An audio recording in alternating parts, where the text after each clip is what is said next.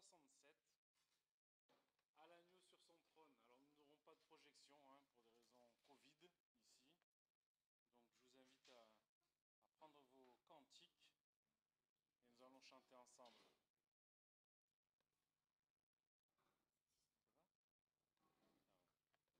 Ça va? Tout le monde a le cantique parfait? La note s'il te plaît. 67.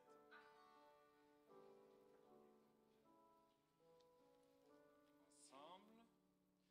À l'agneau sur son trône, apportons la couronne qu'il a conquise sur la croix. Il est le roi des rois. Éveille-toi, mon âme, bénis, adore, acclame, avec tous les anges du ciel, Jésus Emmanuel.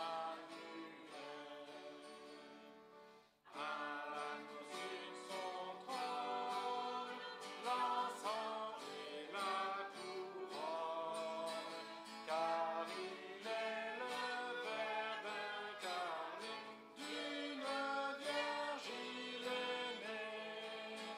Ô sagesse profonde, le Créateur du monde, pour vaincre le mal triomphant, s'est fait petit enfant. Il eut la croix pour trône, l'épine pour couronne. Il le Père a glorifié, son Fils crucifié. Ô prince de la vie, la mort est à servir. De la tombe il est monté, Christ est ressuscité. À l'agneau tous les trônes et toutes les couronnes. Il est le maître souverain, les temps sont en sa main. Rendons l'honneur suprême à celui qui nous aime et qui revient victorieux pour nous ouvrir les cieux. Amen. Le Seigneur reviendra victorieux pour nous ouvrir les cieux, mais par son sacrifice nous a déjà ouvert ses portes, par son sang qui a coulé et par ce salut qu'il nous donne. Je vais prier pour ce moment et ensuite nous poursuivrons par un autre cantique. Oui, Seigneur Jésus, c'est bien dans l'attente de ton divin retour, Seigneur, que nous sommes réunis ce matin, afin de louer ton saint nom, de te magnifier, Seigneur, de te rendre toute la gloire qui t'est due, car toi seul es digne, Seigneur, de louange, car toi seul es digne de toute gloire, Seigneur. Toi seul es digne d'être honoré en ce matin. Oui, c'est à ton retour, Seigneur, que nous saurons, Seigneur, comment les vents, les différents vents par lesquels nous passons, Seigneur, nous auront permis d'atteindre peut-être le bon port. Oui, Seigneur, nous voulons te remettre toute confiance, Seigneur. Nous savons que nous pouvons avoir confiance en toi, car tu nous as aimés le premier. Tu as été meurtri, Seigneur, tu as pleuré, Seigneur, mais tu as aussi versé le sang qui nous donne le salut. Seigneur, nous croyons ce matin que cette preuve immense de ton amour nous garantit que tu nous donneras toutes les autres bénédictions dont nous avons besoin dans nos vies. Oui, toutes nos épreuves, Seigneur, ne sont pas vaines, Seigneur. Toutes nos épreuves sont comptées. Il n'est rien que tu laisses faire si tu ne l'as voulu. Alors Seigneur, en ce matin, nous voulons encore te glorifier et te rendre la gloire qui t'est due, parce que tu nous aimes, Seigneur, et que chaque chose qui est faite pour toi, Seigneur. Seigneur, nous voulons te remercier encore et demander à ce que ton Esprit Saint soit présent au milieu de nous, qui nous conduit, Seigneur, dans toute ta vérité. Que ta parole, Seigneur, soit prêchée avec force encore, Seigneur, et qu'elle pénètre au plus profond de nos cœurs, afin de nous donner, Seigneur, ce dont nous avons besoin. Seigneur, je te demande de bénir tes serviteurs dans le monde, Seigneur, partout où ils sont et où ils prêchent ta parole. Que chacun, Seigneur, soit empli de ton esprit et donne, Seigneur, ce dont chacun a besoin. Seigneur, aussi nos frères et sœurs, tu les vois là où ils sont, tu les protèges, tu les gardes, tu leur donnes à entendre, que ce soit par Internet, que ce soit par quelque moyen que ce soit, parce que toi seul, Seigneur, connais toutes choses. Tu leur donnes, Seigneur, à entendre et à toujours marcher avec toi. Je te prie pour ta gloire, au nom de Jésus. Amen. Asseyez-vous, frères et sœurs, on va poursuivre avec le numéro...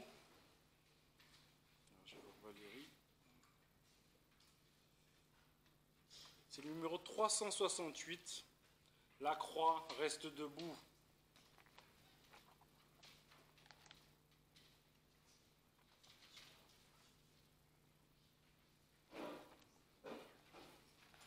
Amen. S'il est une chose sur laquelle on peut réellement être certain, c'est que la croix reste debout et c'est à elle qu'il faut poser tous nos fardeaux, tous nos soucis. Le Seigneur y est passé et nous a laissé celle-ci pour qu'on puisse justement ne pas hésiter à y aller.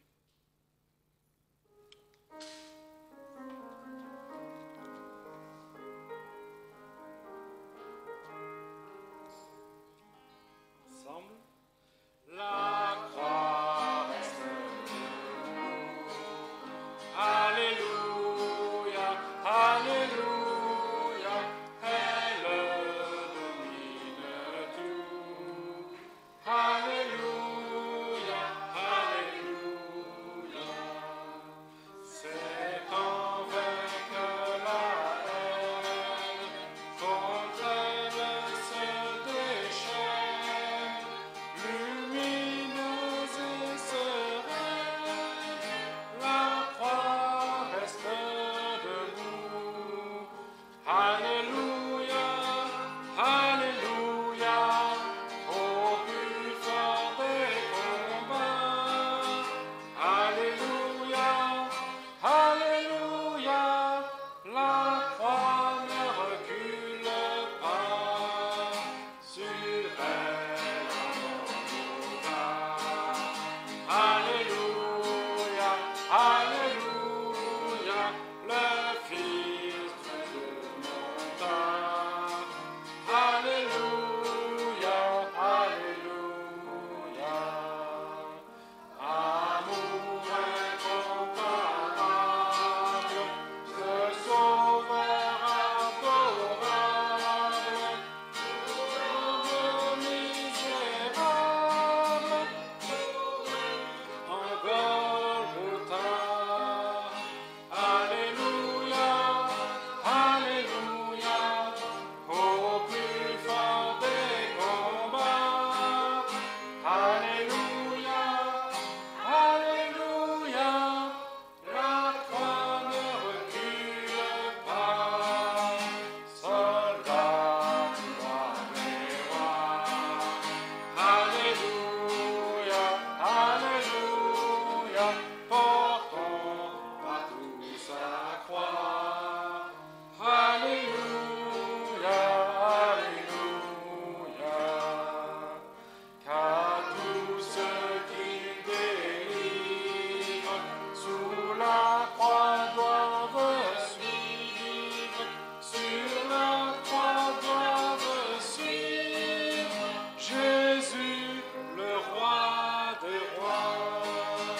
Alléluia, alléluia, au plus fort des combats.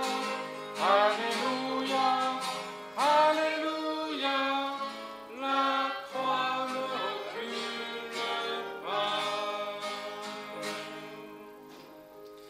Amen, la croix reste debout. Nous allons passer au monde de la pensée. Et donc, je vais vous inviter à prendre vos Bibles. En Matthieu 10, on va lire du verset...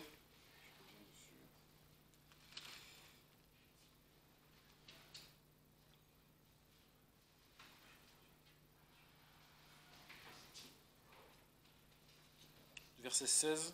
On va partir du verset 16.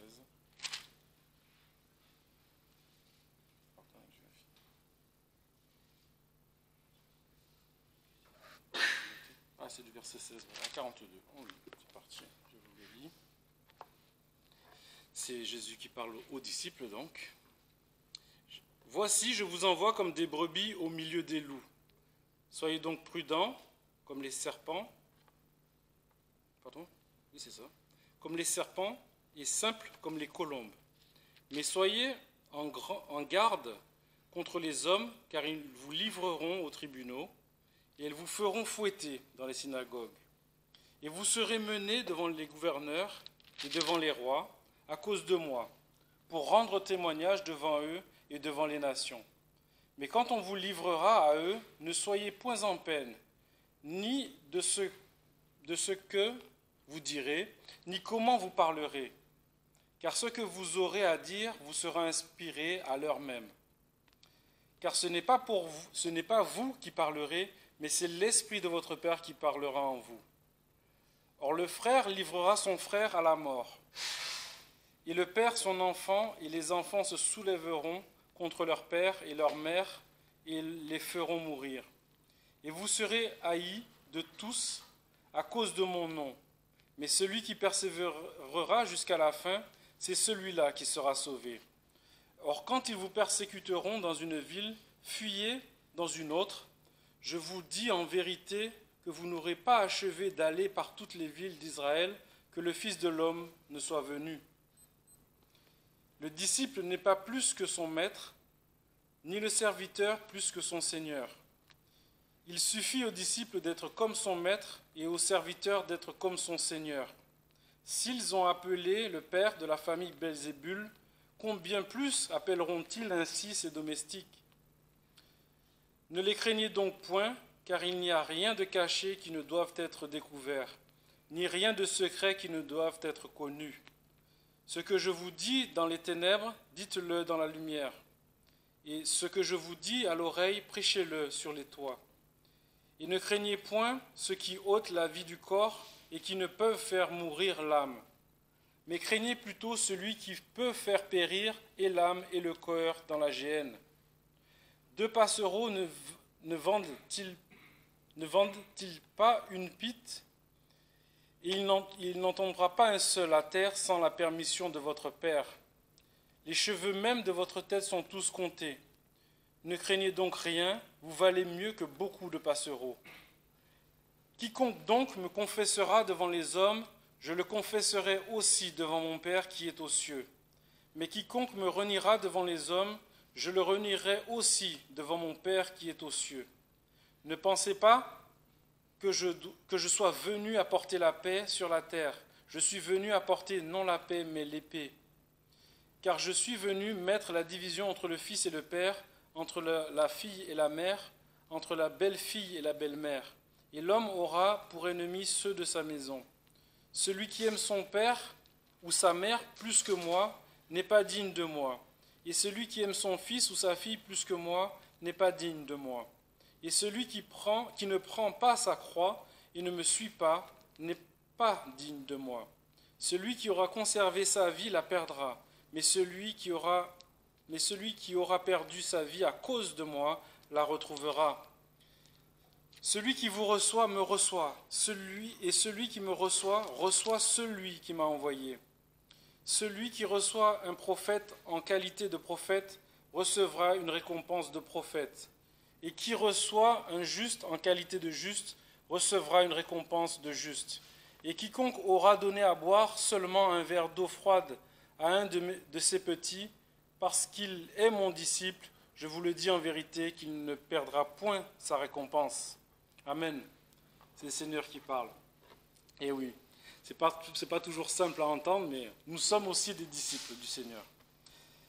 Le Seigneur nous dit en Matthieu 10 au verset 30, « Les cheveux même de votre tête sont tous comptés ». C'est une parole merveilleuse que le Seigneur nous donne et qu'il nous rappelle en ce matin. Elle doit retenir bien sûr toute notre attention et nous rappeler que Dieu prend garde à tout ce qui nous concerne. Il connaît même le nombre exact de nos cheveux. Alors, Pensez-vous que quelque chose peut vraiment lui échapper? Pas du tout. Le Seigneur peut arriver, rien ne peut arriver par hasard ou par accident. Rien ne peut échapper à son regard, que ce soit la chute d'une feuille dans la forêt, le vol d'un insecte, les mondes qui gravitent dans l'espace. Tout est vu et connu du Seigneur. Le Seigneur use de miséricorde envers chacun de nous et nous rappelle ce matin que nous devons être consolés par la manifestation de son amour envers nous en Jésus-Christ, sachant qu'il mesure et connaît parfaitement toutes nos joies, mais également toutes nos peines. Que ce soit de la douceur ou de la difficulté, tout nous est donné par notre Seigneur Jésus-Christ. Il n'est pas une seule nuit difficile qui ne soit ordonnée de lui. Et là, on peut lire Job 7 au verset 3. Alors, je vais le reprendre parce qu'on n'a pas la projection. Voilà. Regardez ce qu'il dit.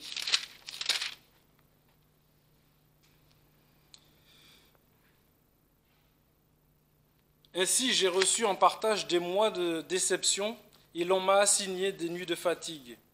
On va lire le verset 4. Je suis couché, je dis, quand me lèverai-je? Quand finira la nuit? Et je suis rassasié d'inquiétude jusqu'au point du jour.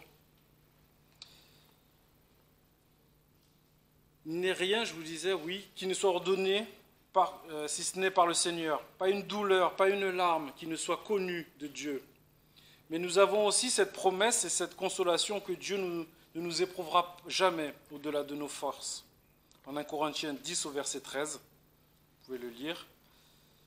Ce que certains voient comme des épreuves ne sont que des manifestations visibles de la fidélité du Seigneur. Oui, l'homme peut se tromper dans ses voies, faire de mauvais choix, nos voies sont parfois tortueuses, mais la voie de notre Dieu est parfaite. Et il a un plan pour chacun de nous. Il ne se trompe pas, et ses bras miséricordieux s'étendent sur chacun de nous et nous enveloppent. Il nous porte comme un homme pourrait porter son propre fils. Pouvons-nous dire ce matin, Seigneur, j'ai placé en toi ma confiance, et je sais que tout ce qui me concerne est voulu de toi. Les dangers qui nous menacent parfois, sachant que le Seigneur peut nous en délivrer.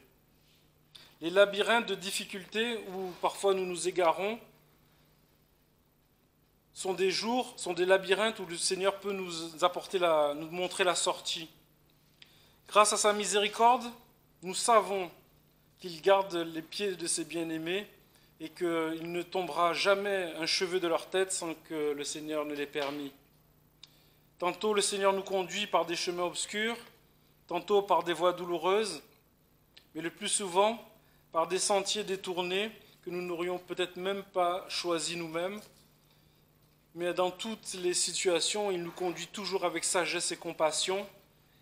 Et qu'elle soit fatigante, pénible ou difficile, la route par laquelle il nous fait passer, soyons assurés qu'elle est la bonne route pour nous, même plus qu'elle est la seule bonne route pour chacun de nous. Soyons assurés en ce matin que le Seigneur ne nous imposera pas de fardeau inutile, qu'il n'exigera pas de nous des sacrifices superflus, mais soyons assurés que le Seigneur nous dit ce matin, « Je ne te laisserai point et je ne t'abandonnerai point. » Amen. Nous allons poursuivre avec un autre cantique. Alors, là pour le retrouver, je vais vous dire. Seigneur vous guide. Chrétien, réjouis-toi, c'est le numéro 341.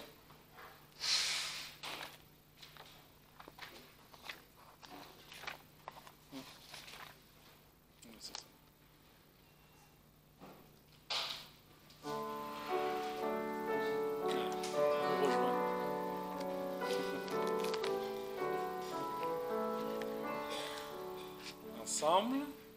Chrétien, réjouis-toi, tressaille d'allégresse, car ton Sauveur est roi, regarde à lui sans cesse en son amour. Chrétien, réjouis-toi, réjouis-toi, toujours.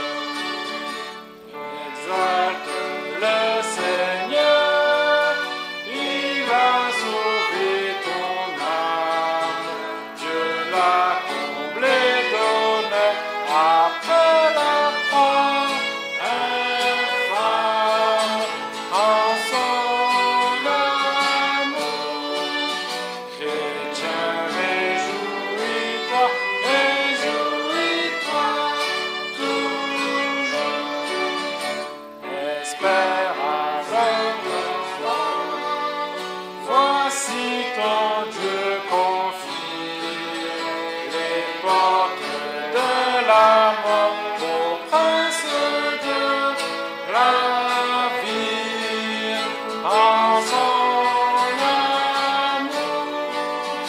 Chrétien, réjouis-toi toujours. Espère, adore et crois. Jésus seul est le maître. Au loin déjà je vois sa gloire enfin paraître en son amour. Chrétien, réjouis-toi toujours. Ils ont dans le ciel, au sein de la lumière, et son règne éternel bientôt sur terre en son amour. Chrétien, réjouis-toi toujours. Amen. Il y a tellement de choses dans lesquelles le chrétien peut se réjouir, que les bienfaits du Seigneur sont tellement innombrables que ce chant est merveilleux. Voilà, avant de laisser la place pour le message, je vous invite à vous lever et on va chanter ensemble le numéro par cœur. Le numéro 121. Sera à toi la gloire.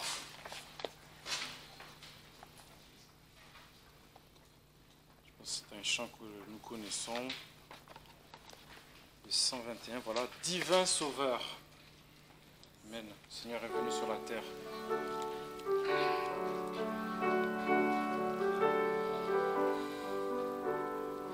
Ensemble. Divin Sauveur, toi qui vas sur la terre, pour y mourir sur un infâme bois, le cœur ému, j'approche du calvaire, que ton esprit m'enseigne à contempler ta croix, ta grâce infinie vaut mieux que la vie, mon cœur s'attache à toi pour te suivre avec foi. Là je puis voir la grandeur de l'abîme où par amour Jésus est descendu, et les tourments de la sainte victime me disent qu'à jamais sans Christ j'étais perdu. Ton grâce infinie vaut mieux que la vie, mon cœur s'attache à toi pour te suivre avec foi. Mon seul refuge est dans sa meurtrissure. Là j'ai trouvé le pardon et la paix, et sous le sang qui lave ma souillure, je puis de tout péché rester libre à jamais. Ta grâce infinie vaut mieux que la vie, mon cœur s'attache à toi pour te suivre avec foi. jusqu'à la fin. Jésus, ma confiance sera toujours dans le sein de ta croix.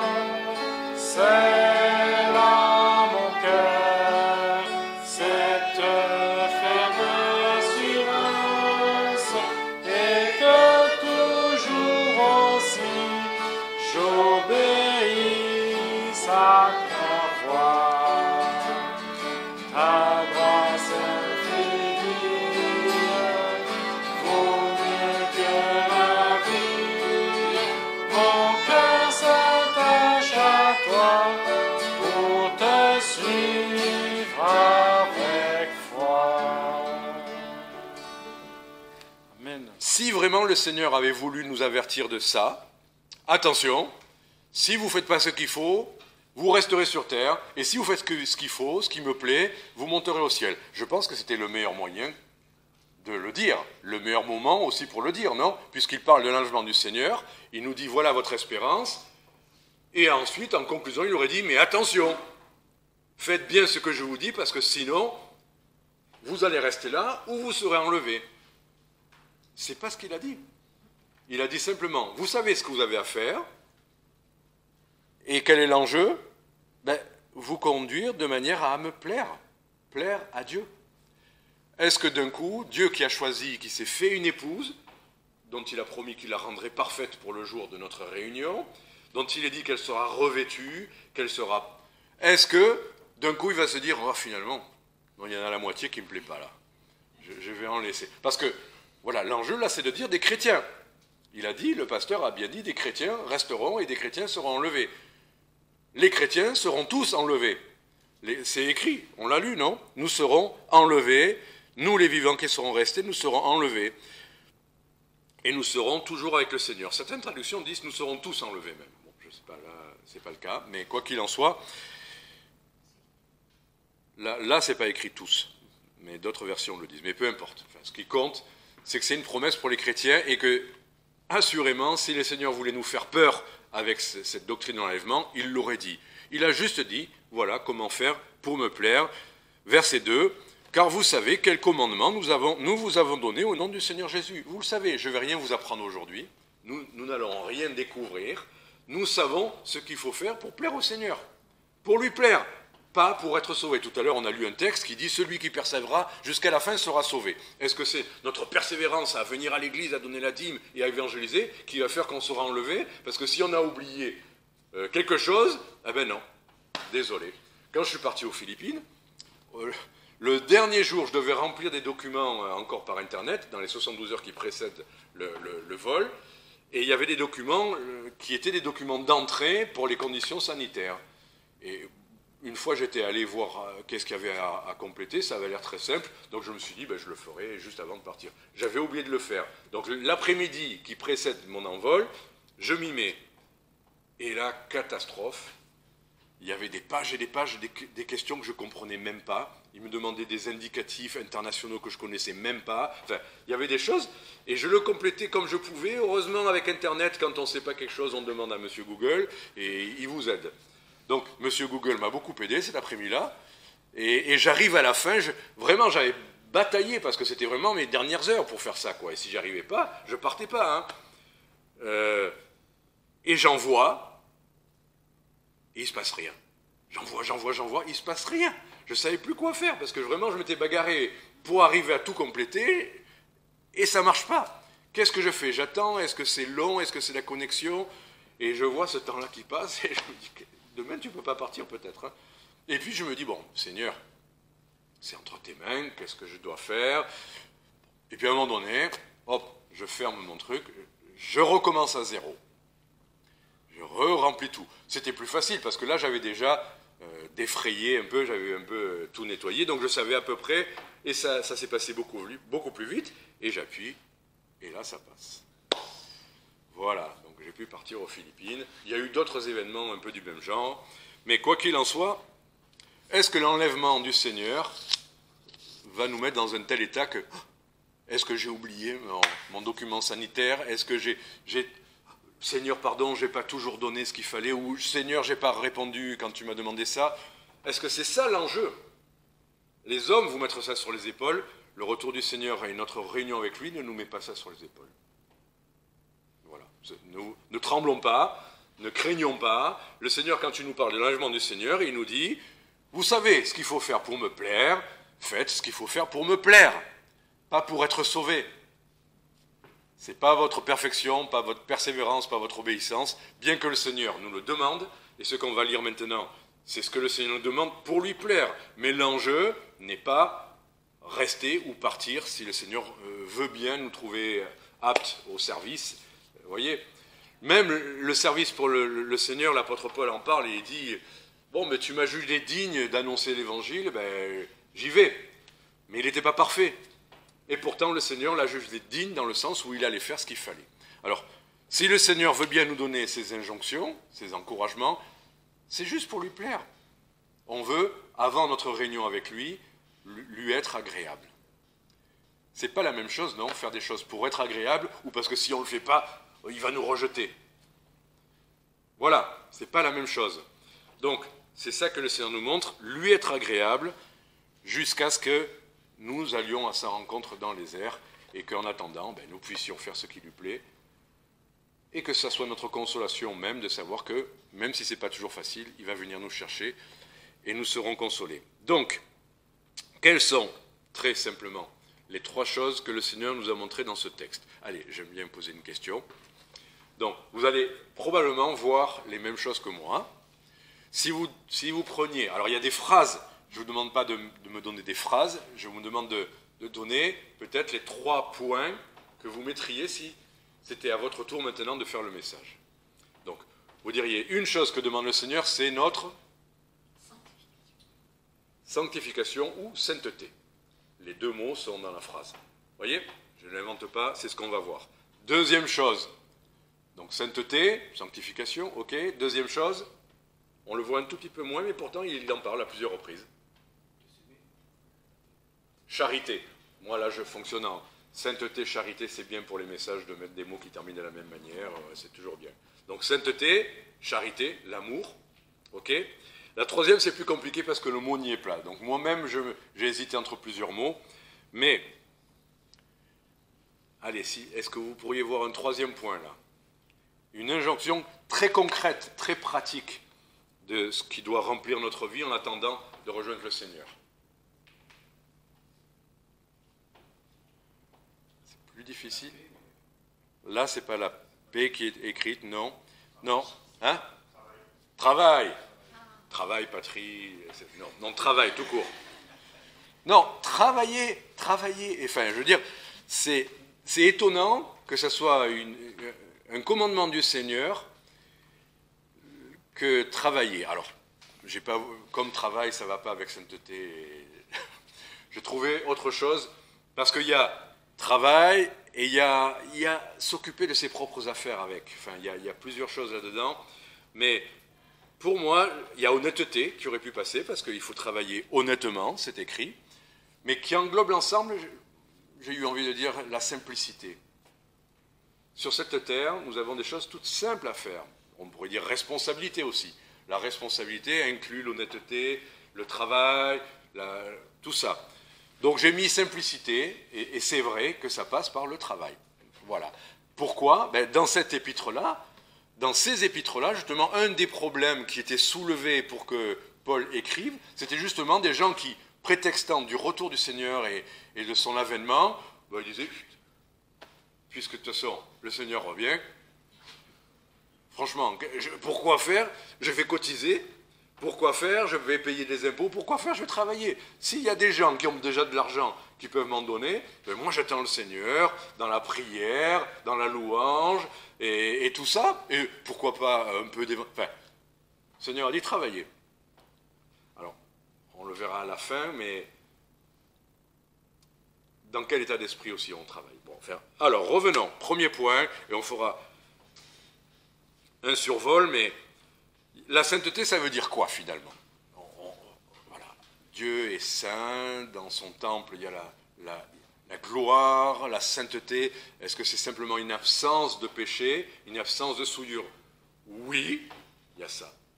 Et c'est bien ce que dit ce texte. Mais il y a un peu plus que ça, donc c'est ce qu'on verra aussi. Mais donc, la sainteté pour un chrétien, c'est dans les termes qui nous sont donnés dans ce texte-là, c'est bien plus simple que de faire une étude profonde et mystique de la gloire de Dieu dans son tabernacle. On sait plus ce que ça veut dire, parce que ça revient à Dieu. Dieu, il n'est pas comme nous. Mais nous, sur terre, notre vie, c'est quoi la sainteté? C'est quoi? Est-ce que nos visages doivent briller tous les jours quand on arrive dans cette salle? Est-ce qu'on doit irradier de la sainteté de Dieu? Je ne le dis pas en plaisantant.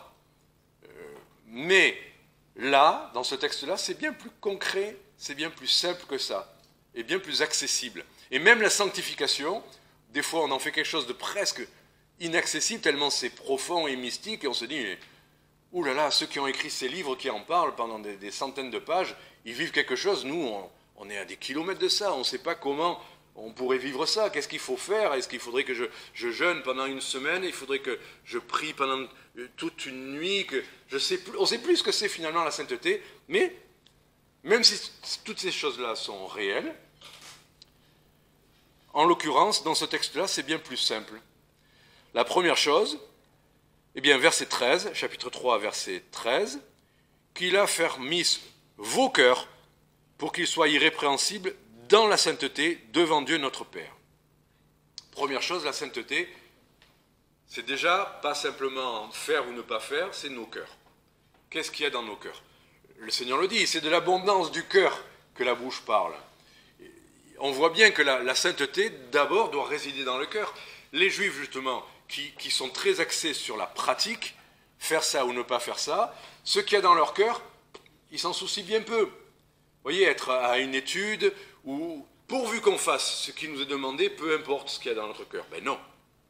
La sainteté, selon Dieu, puisque c'est pour lui plaire, ça ne peut pas être de simplement ne pas faire ci, ne pas faire ça, ne pas regarder, ne pas... Vous voyez, c'est premièrement, devant Dieu, on vient de le lire, qu'il affermisse nos cœurs pour qu'ils soient irrépréhensibles, sans reproche, dans la sainteté, devant Dieu, notre Père.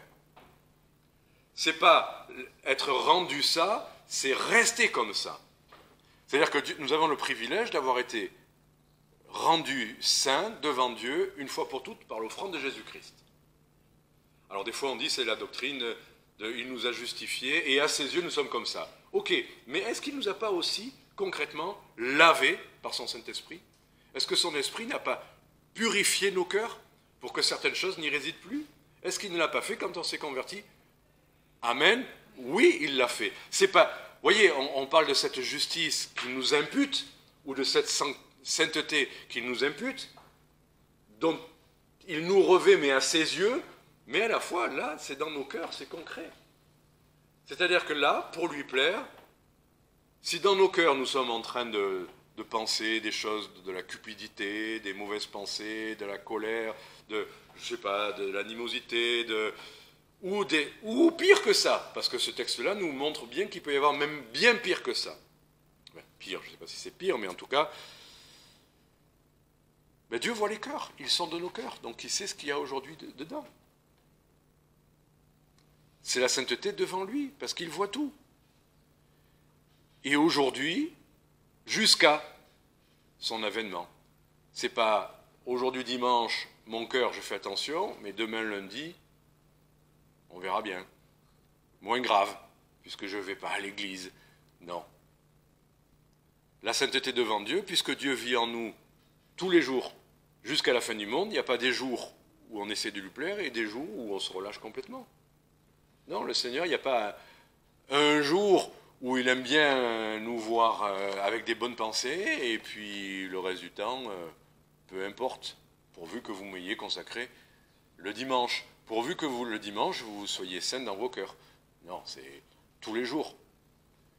J'ose espérer que dans les couples, il n'y ait pas un jour dans la semaine où vous n'ayez pas envie de vous laver, peu importe. Ça ferait un drôle d'effet au conjoint, enfin le jour où on se laisse complètement aller, non, il n'y a pas ça. Et devant Dieu, il n'y a pas non plus. Les corps, aussi, verset 3 du chapitre 4, c'est là et c'est là aussi où c'est très concret, c'est ici en effet la volonté de Dieu que vous soyez sanctifiés, que vous vous absteniez, et en l'occurrence c'est très simple, que vous vous absteniez de la fornication. Que chacun de vous sache posséder ou garder son corps dans la sainteté et dans l'honnêteté, sans vous livrer à des passions déréglées, comme les gentils qui ne connaissent point Dieu. Et même encore pire, regardez, il était question là que personne n'offense son frère, ni fasse tort à son prochain dans les affaires. J'avais eu une discussion avec un frère qui disait que quand il y a le mot « affaire », il y est 2 fois dans ce texte-là, moi je croyais qu'il était question d'être honnête dans les affaires, quoi, si je fais du business, enfin, une entreprise. C'est le mot qu'on emploie en français, je suis dans les affaires. Sauf qu'il y a l'autre mot, quand on parle les affaires qui secouent le monde politique, en général, c'est une sale affaire, c'est pas être dans les affaires. C'est-à-dire quelque chose qui rend un bien piètre témoignage à la dignité des gens en poste.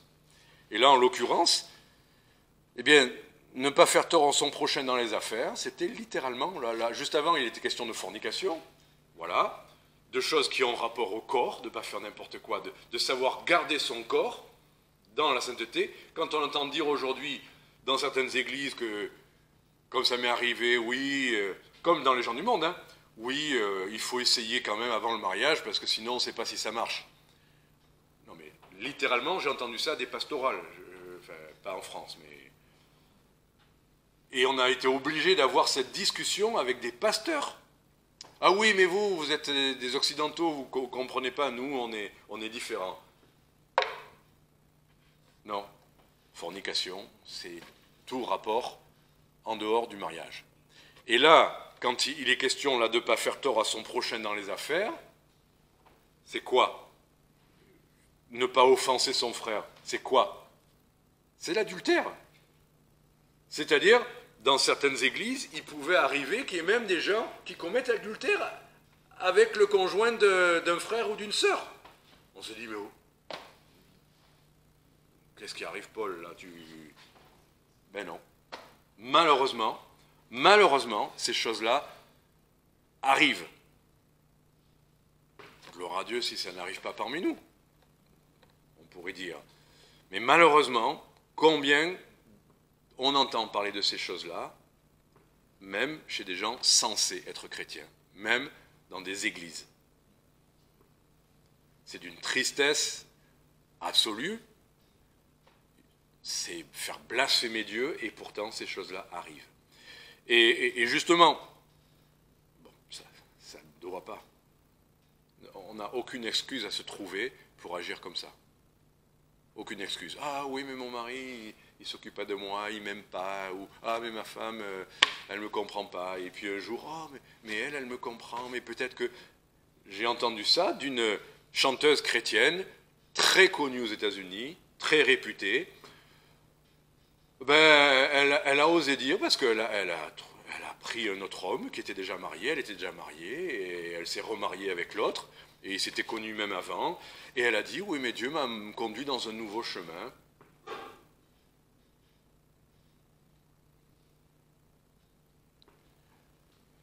Qui me satisfait plus, ou maintenant on marche mieux dans le Seigneur ensemble. Je ne cherche pas des excuses, c'est-à-dire le mariage, c'est un pour l'autre, et on fait tout ce qui est possible pour rester l'un pour l'autre.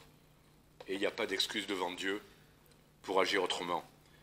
On offense son frère, et on fait tort à son prochain dans les affaires en agissant ainsi. Point à la ligne. Point à la ligne. Et dit, rappelons-nous bien, verset 6, que parce que le Seigneur est vengeur de toutes ces choses. Le Seigneur est vengeur de toutes ces choses. Si vous lisez dans les Proverbes, justement, il est question de la jalousie d'un homme si son épouse l'a trompé, voyez, et que sa colère et sa jalousie, elle est comme la mort, que c'est quelque chose que vous ne pouvez pas arrêter. Mais là, en l'occurrence, pour les chrétiens, c'est même pas ça, c'est Dieu lui-même qui va venger ces choses-là.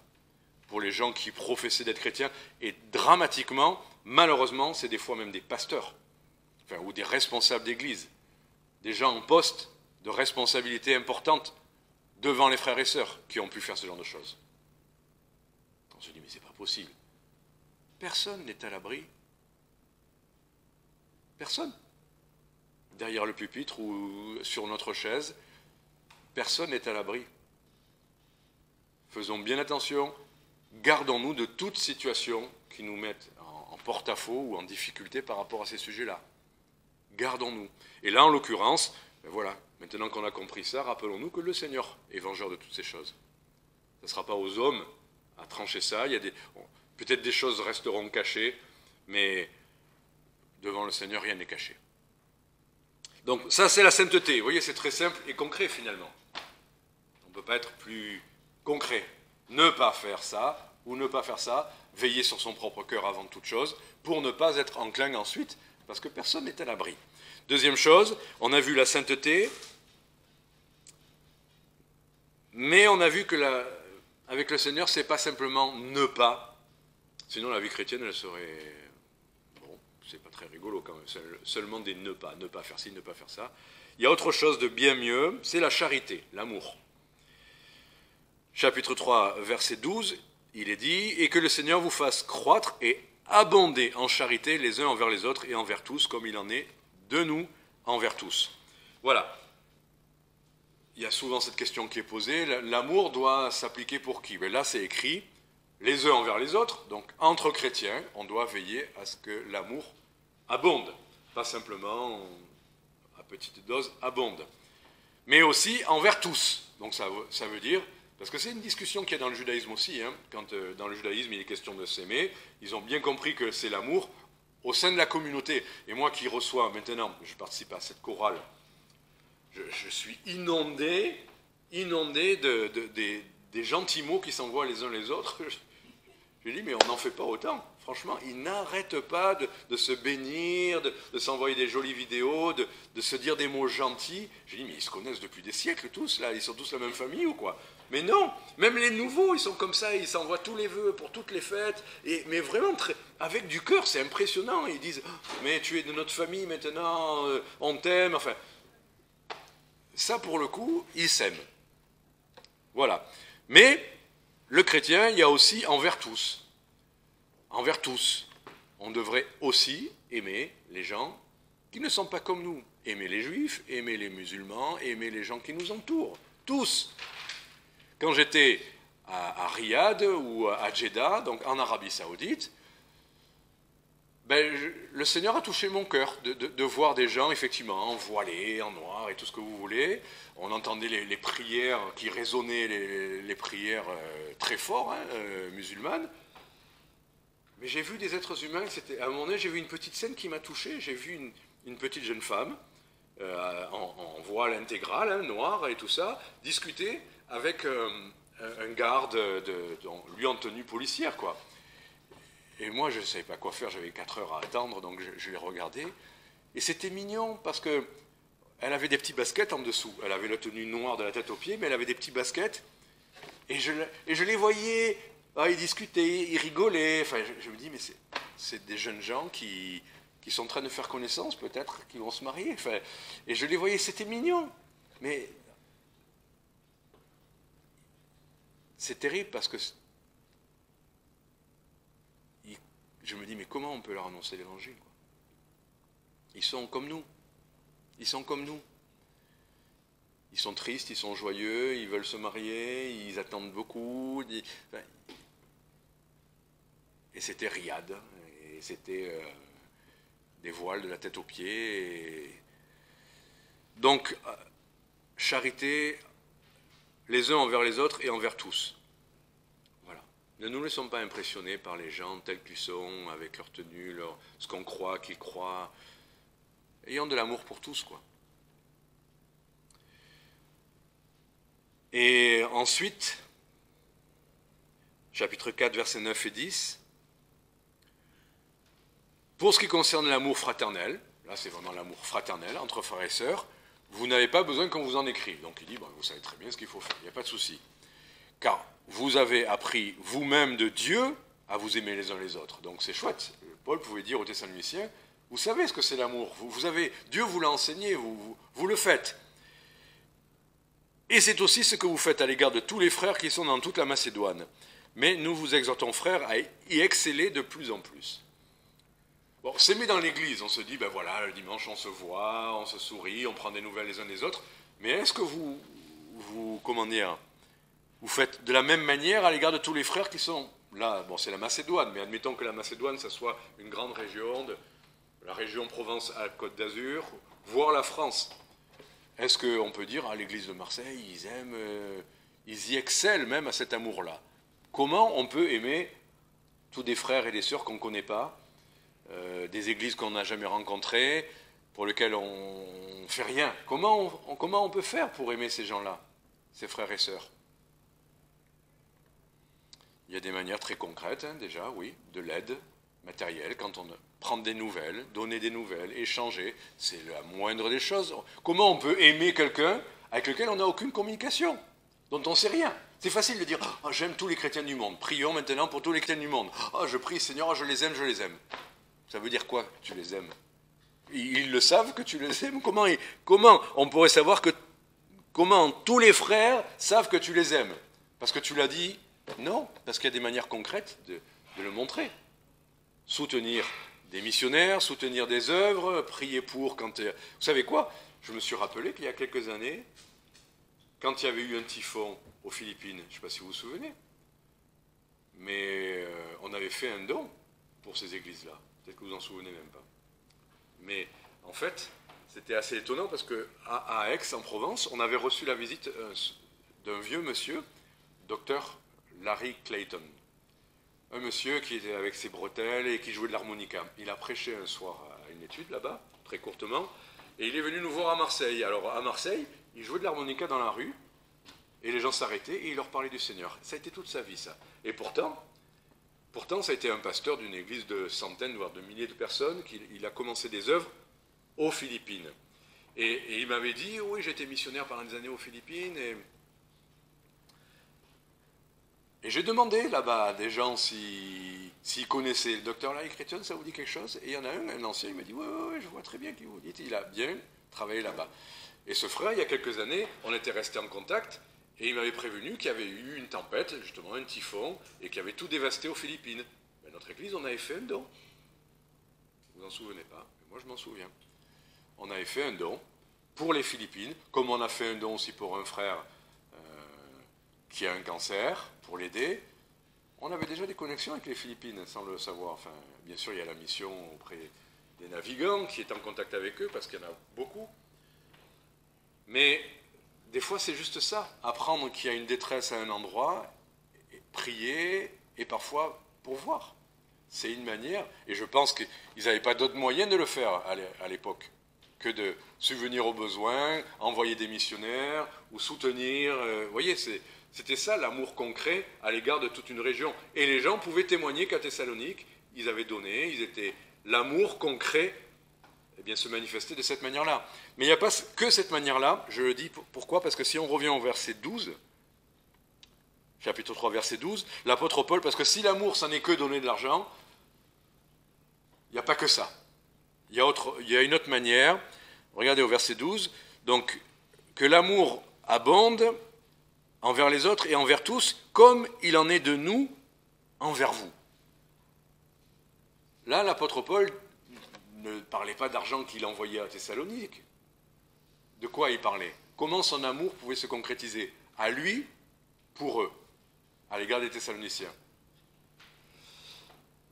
La prière en fait partie, mais concrètement, il les enseignait.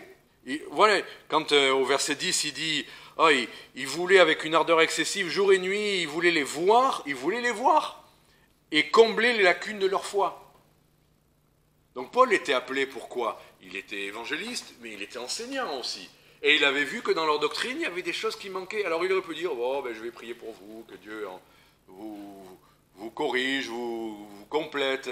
Non, il disait, j'ai envie de venir chez vous parce que j'ai vu qu'il y a une lacune dans votre foi. J'ai vu qu'il manque quelque chose d'important. Donc là, une des manières qu'on a de manifester l'amour envers les frères et sœurs, c'est pas de dire, qui m'a nommé gardien de mon frère. Quand on voit quelque chose qui ne va pas dans la vie d'un chrétien, peut-être c'est de pouvoir l'aider. Prier, oui, des fois c'est de lui dire quelque chose que dit la Bible. Et surtout, si on est appelé, on n'a pas de meilleure manière d'être utile aux frères et sœurs que de faire ce pour lequel on est appelé. Aux Philippines, c'était très touchant. Pourquoi ces frères étaient si enthousiastes? Mais ils avaient perçu qu'il y avait un petit sacrifice de ma part à faire ce déplacement-là. Mais ils y étaient très sensibles. Et ils n'arrêtaient pas de me remercier de ça. Et qu'est-ce que je pouvais faire pour eux? Ben, ils me disaient, mais prêche, fais ci, fais ça. Ben, je le faisais. Voilà, je sais que... Pardon. Ce que je fais en France, malgré l'imitation, j'ai pu le faire là-bas aussi. C'est tout. Qu'est-ce qu'on peut faire de mieux que ce qu'on peut faire équipé par le Seigneur? Comment aimer les frères et sœurs mieux qu'en les servant? Je ne suis pas arrivé avec des liasses de dollars, c'était eux qui donnaient pour nous. C'est eux qui donnent pour la France. C'est eux qui sont prêts à envoyer des missionnaires dans le monde entier. C'est eux, aux Philippines, qui parfois vivent avec même le 10e de ce que nous on vit.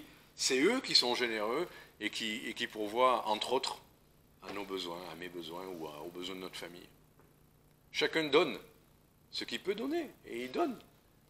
Et moi, je pouvais donner de mon temps, de ce que le Seigneur m'a montré que je devais donner. Voilà, c'est ça. Se donner pour les frères, donner pour les frères, c'est ça que le Seigneur attend de nous.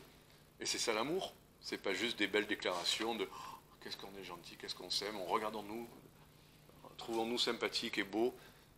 C'est pas ça. Tant mieux si on est sympathique et beau, c'est pas toujours le cas. Donc, aimons-nous tels que nous sommes. Aimons notre Église, aimons les frères et sœurs et servons-les. Donc, dernier point, et même le mot là, c'est, le Seigneur nous demande d'exceller. Vous voyez, exceller dans ces choses-là. Devenons excellents dans quelque chose. Bon, des fois, on dit, ah, je ne suis pas mauvais, dans notre Église, on n'est pas mauvais. Ben, excellons, soyons encore mieux, on peut faire encore mieux.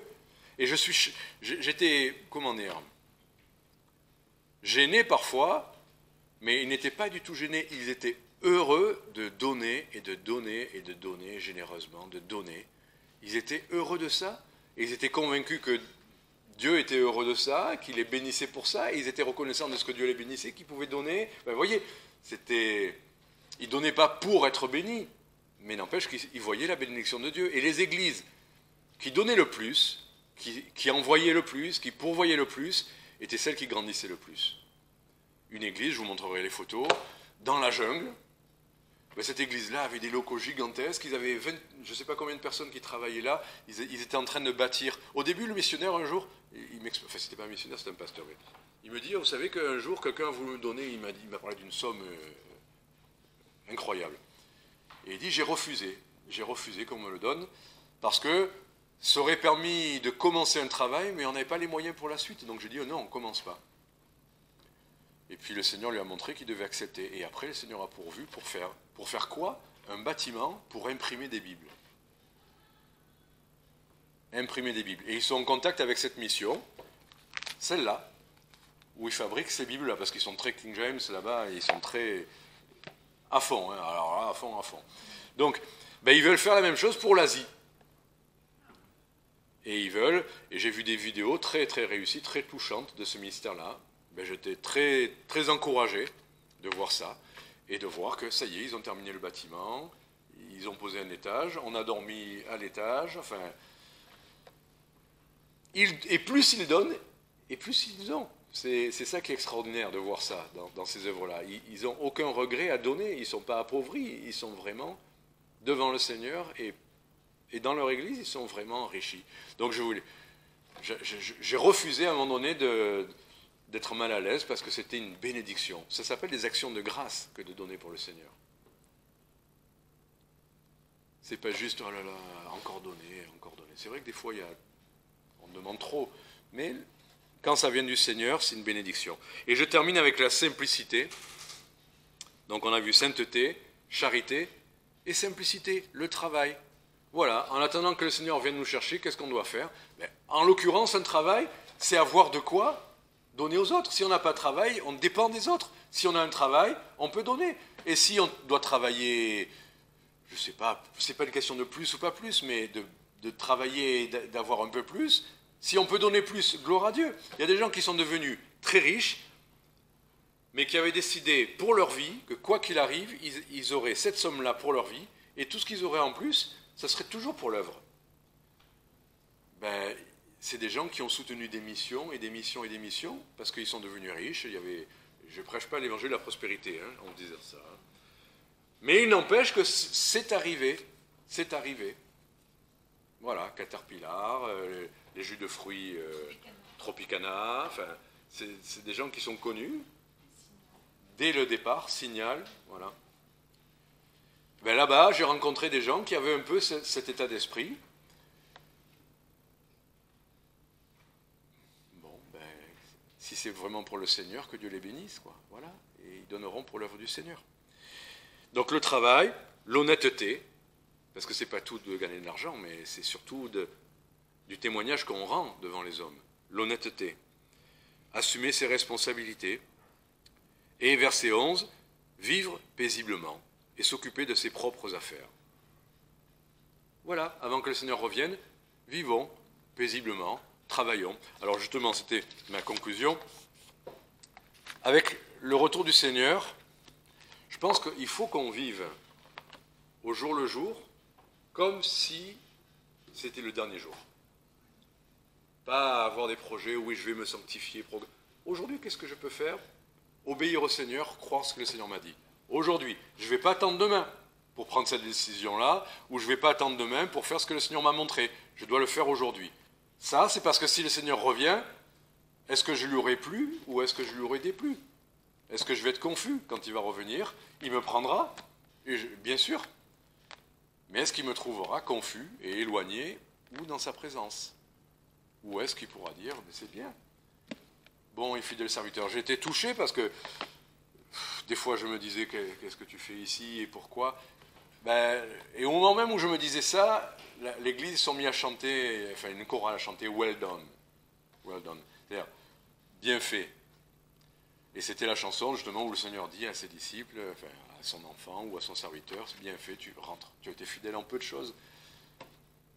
J'ai fait le sentiment que oui, le peu que j'ai accepté de faire, merci Seigneur, au moins là, s'il venait me prendre, il pourrait me dire, bien, tu as bien fait, c'est tout.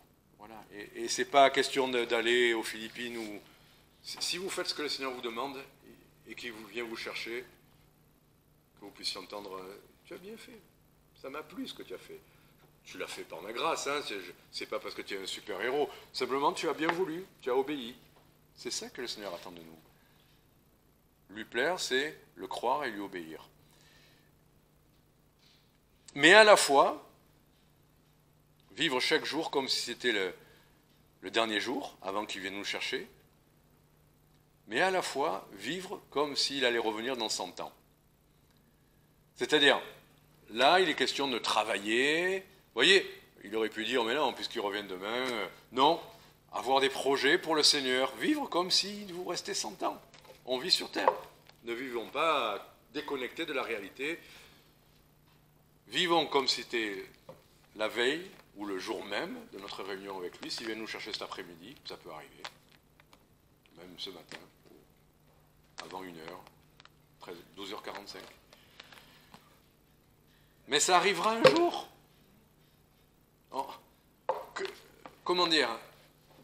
Le Seigneur viendra nous chercher, on sera en train de marcher.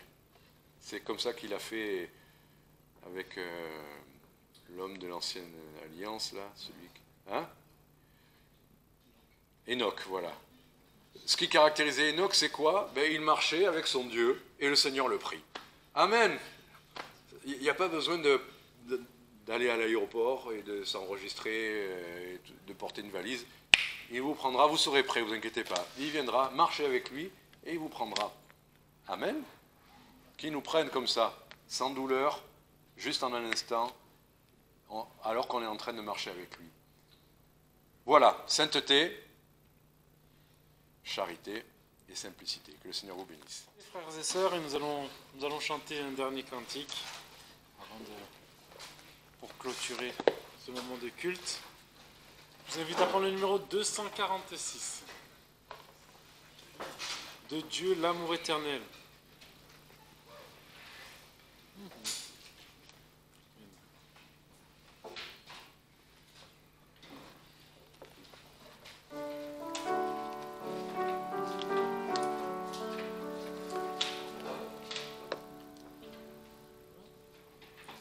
Ensemble.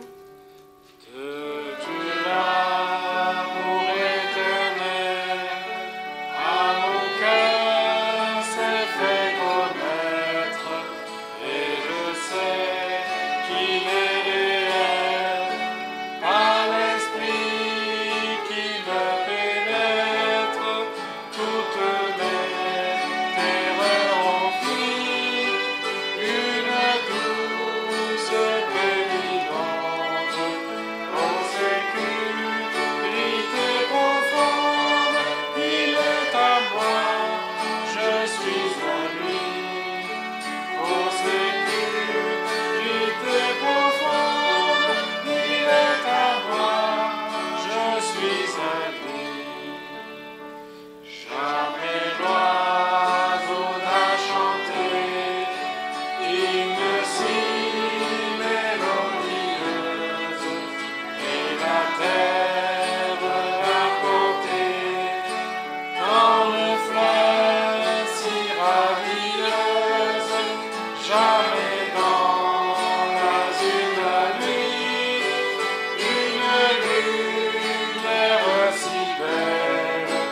Au bonheur, lui éternel, il est à moi, je suis à lui.